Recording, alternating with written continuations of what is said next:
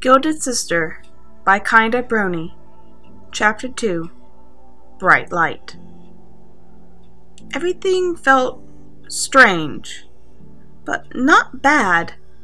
I must have fainted again, but I don't understand where I could be. I thought maybe I was dreaming, but for how surreal it is, this still feels real. It feels like I've been completely submerged in a warm bath, but I don't feel like I'm drowning. Even though it's cramped and dark, I'm not scared. Actually, I feel safe? And that doesn't make sense. That scares me, and I start to panic, furling my limbs weakly. It doesn't accomplish much as my arms and legs, which feel different somehow, bounce off the walls of my confines without doing any damage. What does happen, however, is that my world shifts suddenly, as if whatever I'm in is moving. While being jostled to balance, I bounce into something that is decidedly not the smooth, rounded walls of whatever I'm in. It's more firm and moves in response to my contact. Whatever it was actually punched me in the face. It doesn't hurt, but it's still unsettling. I'm not alone. Someone is here with me. I have so many questions, but I'm too exhausted to try and find the answers. I want to stay awake, don't want to fall asleep in this strange place, but my body betrays me and I slowly lose consciousness. What's happening to me? When I wake up next, I know it's been more than just a few hours, but I'm not sure how. The first thing I notice is how much less space there is in my balloon of a room. Whoever is here with me is pressed against my body, and I try to push them away. I realize then that they are hugging me, and I ease up. There's no harmful intent in the embrace, they're just sleeping, it seems. It comes as a shock when I realize I've begun hugging them back. Even though they're a stranger, the gesture seems right. I feel the others snuggle closer to me. A smile pulls at my lips, which feels less right. It's as if my face has been deformed, elongated into something inhuman. My grip tightens in panic, and I realize I can't feel my fingers. My arms end in stumps, and a quick attempt to wiggle my toes tells me the same is true for my legs. Once again, sleep comes to steal me away. I try to fight it. It's no time for sleep. I can't, and the darkness around me is growing a little darker. I've awoken several more times since then. Each time a little more cramped. Each time another difference noticed. Whatever I am now, it's not human, but the panic has begun to fade. Whoever is here with me, they keep me grounded. It's strange. I've not even spoken with them, have no idea who or what they are, but they still bring me comfort. I have an idea of what might be happening, though it seems outrageous. One of the books I read over the years of being bedridden was a medical textbook. I remember it was disturbing, especially in what it helped me realize just how much was wrong with my body. But it still helped pass the time, which was better than the endless boredom its absence promised. It made me squeamish for other reasons though, too, like the section on reproduction. My mom had been pretty upset when I had started asking her questions about that particular topic. But with some prodding from my dad, the two decided to give me the talk. Dissecting the flowery presentation, I understand the gist of where babies come from, and more importantly, where they grow first. It's insane, but the more I think of what a womb would be like, the more my imagination came to align with my current predicament. Testing the hypothesis, I discovered that I did indeed have a cord of sorts where this body's belly button should have been. Remember the shrinking space around me, I realized perhaps I was growing instead.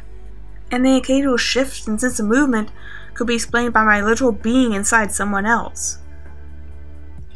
It's only the impossibility of the situation that gives me doubt. I might have read something about the idea of being born again, but I'm pretty sure they aren't supposed to remember anything from before.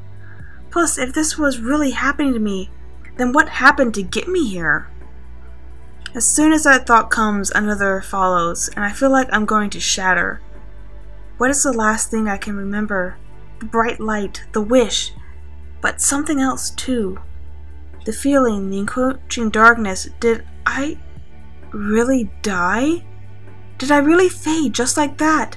So sudden without even realizing it. I always thought the day wasn't far off, but also that there would be more warning. I wanted to spend my final moments with my parents, to tell them that I loved them and that I was sorry. I knew they would say they were nothing to be sorry for, but that didn't change how I felt. I was nothing but a burden to others in my last life. The wish, maybe my wish was granted. My parents would be better off without me, and maybe this is a second life? I could be more than just a burden. The thought is equal parts uplifting and bittersweet, but before I can dwindle on it much longer, I begin to fall asleep again. I suppose waiting will answer all my questions, eventually.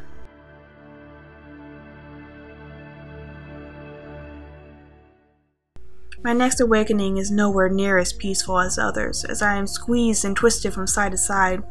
It's all happening so fast that I can't think. My companion disappears first, and I search wildly for them, and soon I follow after. The comforting darkness and warmth that I'd grown so used to is ripped away, and the first touch of air to my new skin feels frigid. I open my eyes for the first time in what felt like forever, but this world is a blur.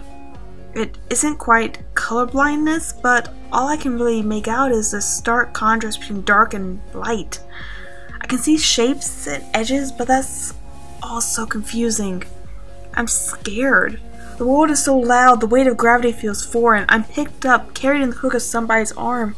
I don't know them. I want my sibling. I don't know where they are. I'm weak and helpless. I scream. My voice adds to the noise, but I can't stop. I hardly cried before having come to terms with my fate already, but now I'm wailing uncontrollably. It's not until I'm placed in the new pair of arms that I begin to calm. I feel a small touch and know immediately who it is.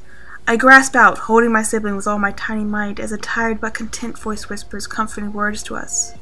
A distant part of my mind knows that it doesn't understand the words, but I'm too tired to care. I'm utterly spent and soon find myself falling asleep as my eyelids drooped.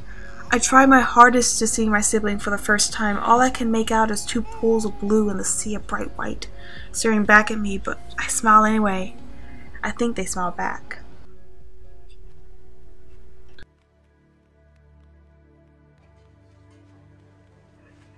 Ornate Garden couldn't take her eyes off them. The little miracles in her hooves, staring in awe as their chests rose and fell with every breath. A gentle hoof came to rest on her shoulder, and she finally able to break her gaze away from her children. "They're beautiful," her husband, Blue Blood the 16th, whispered, with a proud smile as he looked down on his unicorn foals. "They are," she agreed, with tears in her eyes. Their coats, inherited from their father, were only a shade different from each other, with the coats being the brighter. Their manes were their mother's, however, with her daughter having a lighter gold compared to her brother's darker locks. Before they had fallen asleep, Golden had gotten a glimpse of their eyes. The boy's a brilliant blue like his father, while her daughter's eyes shone a light pink, reminiscent of her own coat. Garden and her husband had discussed names for whether they had a boy or a girl, and seeing the two beautiful twins so similar to each other, the new mother was glad that both ideas could be put to use. My brave little Blue Blood the 17th, and my precious Pure Blood. When the nurse came to take the foals away to get a medical checkup, Garden almost couldn't let them go. "Come on, dear, let the doctors do their job. You've done yours for now. Rest, you deserve it." Reluctantly she agreed, but still couldn't help the little flutter of worry when her children left her view. When she got the two of them home, she wouldn't let them out of her sight for an instant.